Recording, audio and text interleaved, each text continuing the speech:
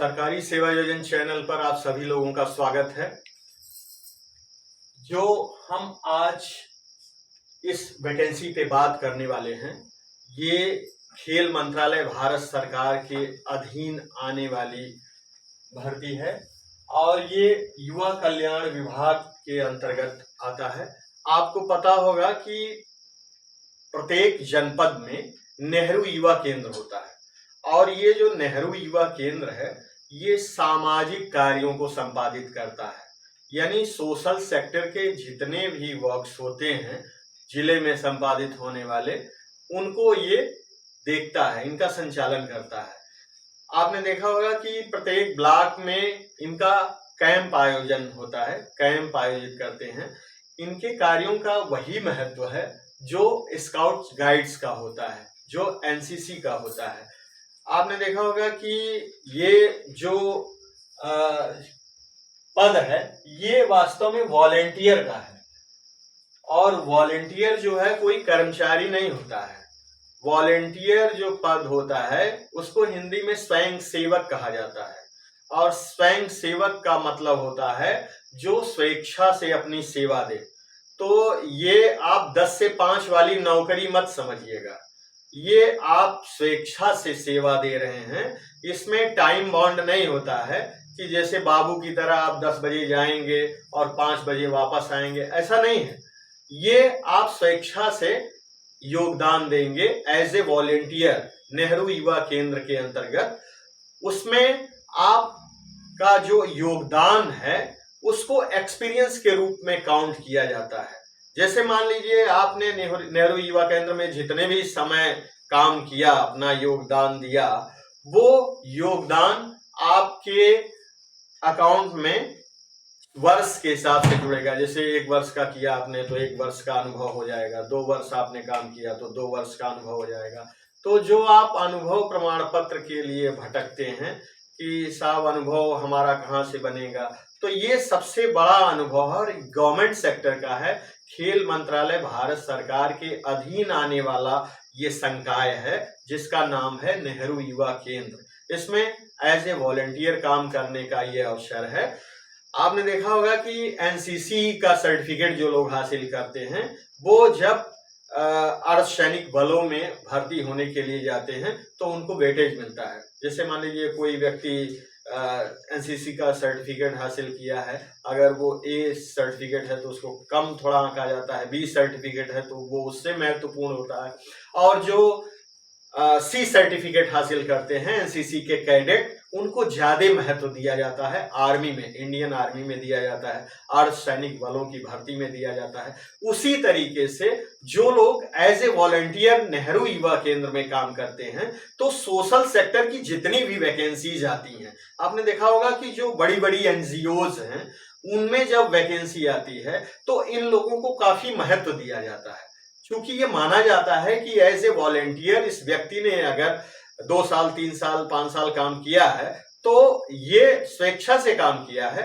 और समर्पण भावना से काम किया है, तो एनजीओस में काफी महत्व दिया जाता है। अब आप कहेंगे कि साहब जिसे कुछ लोग एनजीओ को बहुत हल्के में आकलन करते हैं, जबकि रेड क्रॉस भी एक एनजीओ है। आपका जो क्रिकेट एसोसिएशन है, इंडियन क्रिकेट एसोसिएशन, वो भी एक एनजीओ ही है। ऐसे ही बड़ी बड़ी संस्थाएं जो हैं वो एज ए एनजीओ ही काम करती हैं। तो एनजीओ में जाने के लिए पर्याप्त अवसर आपको मिलेंगे। फिर जिला प्रोबेशन अधिकारी कार्यालय के अंतर्गत या समाज कल्याण विभाग के अंतर्गत जितने भी कैंप्स वर्क होते हैं उसमें इन लोगों को वरीयता दिया जाता है। चूंकि ये लोग सोशल सेक्टर से जुड़े हुए व्यक्ति होते हैं तो उन नौकरियों में इनको काफी महत्व दिया जाता है। और ये सेवाएं सरकार फ्री में नहीं ले रही है, इसके लिए 5,000 रुपया महीना भी दिया जाएगा खेल मंत्रालय के द्वारा। 5,000 रुपया महीना मिलेगा, साथ में सम्मान मिलेगा। उसके साथ ही जो आपको सर्टिफिकेट जारी होगा वो as a experience certificate count किया जाएगा। इसमें महिला और पुरुष दोनों उम्मीदवार आवेदन कर सकते हैं। वॉलेंटियर बनने की जो क्राइटेरिया है, जो योग्यता है, वो हाई स्कूल है, मात्र कक्षा 10 पास होने चाहिए आप। इसमें कोई बहुत भारी भरकम डिग्री की आवश्यकता नहीं होती है। कक्षा 10 पास लोग आवेदन कर सकते हैं और इसमें जो उम्र है वो 18 से 29 साल के बीच में होनी चाहिए। और ये 18 से 29 साल की जो आयु की गणना आप करेंगे वो 1 अप्रैल 2023 को करेंगे, यानी 1 अप्रैल 2023 से आप अपनी डेट ऑफ बर्थ घटाएंगे। अगर 18 से 29 साल के बीच में आपकी उम्र आती है तो आप आवेदन कर सकते हैं, अगर आप कक्षा 10 पास हैं तो। अब बात करते हैं कि जगह की जगह कितनी है। तो जितने भी ब्लॉक हैं आपके जिले में, सारे ब्लॉक में एक एक जगह है। जो सदर ब्लॉक होगा यानी जो शहर के अंतर्गत ब्लॉक आएगा उसमें 2 जगह है। उदाहरण के लिए बस्ती में कुल 14 ब्लॉक हैं, तो प्रत्येक ब्लॉक में एक एक जगह होगी, लेकिन बस्ती सदर में जो जगह है उसमें 2 जगह होगी, यानी 2 वॉलंटियर भर्ती किए जाएंगे। प्रत्येक ब्लॉक में एक एक और सदर में 2, ये जगह की रिक्वायरमेंट है। ऐसे अलग अलग जिलों में अलग अलग ब्लॉक होते हैं। उदाहरण के लिए गोरखपुर में 21 ब्लॉक हैं, तो 21 ब्लॉक है तो जाहिर सी बात है कि प्रत्येक ब्लॉक में एक एक जगह है, तो 21 वॉलंटियर ऐसे भर्ती किए जाएंगे और सदर ब्लॉक में 2 भर्ती किए जाएंगे, तो कुल मिला के गोरखपुर में 22 रिक्तियां हैं। इसी प्रकार से आप अपने जिले में काउंट कर लीजिएगा कि जितनी भी आपके यहाँ विकास खंड हैं, प्रत्येक विकास खंड में एक एक वैकेंसी रहेगी और सदर विकास खंड में 2 वैकेंसी रहेगी। फॉर्म भरने का जो लास्ट डेट है वो 9 मार्च 2023 है। हो सकता है कि आगे बढ़ जाए, लेकिन फिलहाल अभी जो लास्ट डेट है वो 9 मार्च 2023 है। फॉर्म भरने का जो लिंक है वो हमारे डिस्क्रिप्शन बॉक्स में दिया हुआ है, आप वहां से फॉर्म डाउनलोड कर सकते हैं। फॉर्म जो है ये ऑनलाइन भरा जाएगा, इसको ऑफलाइन नहीं भरना है, ऑनलाइन आप अपने कंप्यूटर से, लैपटॉप से, मोबाइल से, किसी भी माध्यम से भर सकते हैं। अगर नहीं आपको भरने आ रहा है तो आप किसी जनसेवा केंद्र पे जाकर के इस फॉर्म को भर सकते हैं। हमने जो इसका शुरू में ही महत्व बताया वो वास्तव में काफी दिलचस्प होता है विभिन्न विभागों में। इसमें एनजीओज का तो रोल रहता ही है।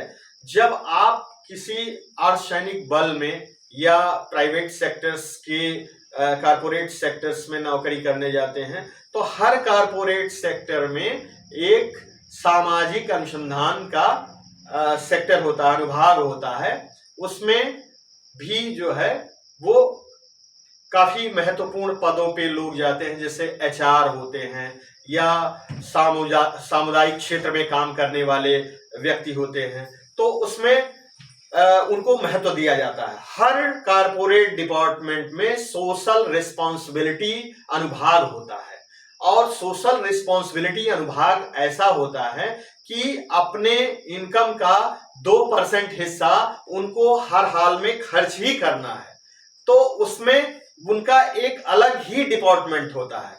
जैसे सेल को ले लीजिए उदाहरण के रूप में, steel authority of India limited को सेल कहा जाता है। सेल भारत सरकार की नवरत्नों में से एक कंपनी है। उसमें भी एक सोशल रिस्पॉन्सिबिलिटी का डिपार्टमेंट अलग से बनाया गया है। सोशल रिस्पॉन्सिबिलिटी का जो डिपार्टमेंट होता है वो उसमें काम करने वाले व्यक्तियों को सोशल सेक्टर से लिया जाता है, और अगर आपने किसी भी बड़ी संस्था में काम किया है तो आपको 10% वेटेज मार्क्स अलग से दिया जाता है। तो इसलिए आप इसको केवल नौकरी न समझिए, आप इसको एक अभियान मान के इस कार्यक्रम से जुड़ जाइए, जो खेल मंत्रालय का एक कार्यक्रम है, और ये आपको आगे नौकरी लेने में सहायक होगा, मददगार होगा। धन्यवाद।